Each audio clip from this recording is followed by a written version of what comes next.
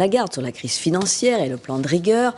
Revenons un instant sur la hausse du chômage en France. Au mois de juillet, le nombre de demandeurs d'emploi, vous le savez, a augmenté pour le 3e mois consécutif. 36 000 chômeurs de plus, qui porte le nombre total à 2 756 500. L'information a été développée hier soir, mais essayons maintenant de comprendre le phénomène. Pour le dire rapidement, en période de croissance faible, les chefs d'entreprise ont moins de perspectives d'activité et donc n'embauchent pas ou embauchent moins. Les explications de Pascal Vinquel avec Khaled Zouak.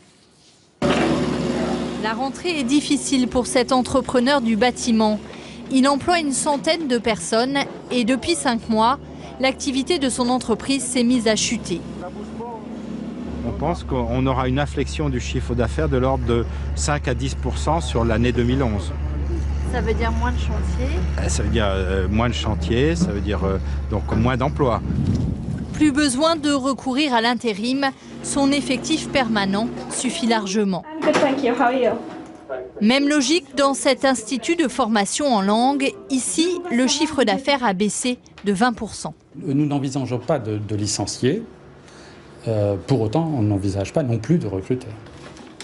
Plus ou très peu de création de postes, ces deux entreprises illustrent pourquoi l'économie n'est plus en mesure de faire baisser le chômage.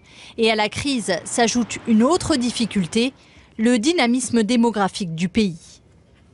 Il y a plus de jeunes qui arrivent sur le marché du travail et vous avez beaucoup moins de seniors qui sortent également. Et ça, c'est une première conséquence de la réforme des retraites qui a repoussé l'âge de départ à la retraite et donc qui retient les seniors sur le marché du travail.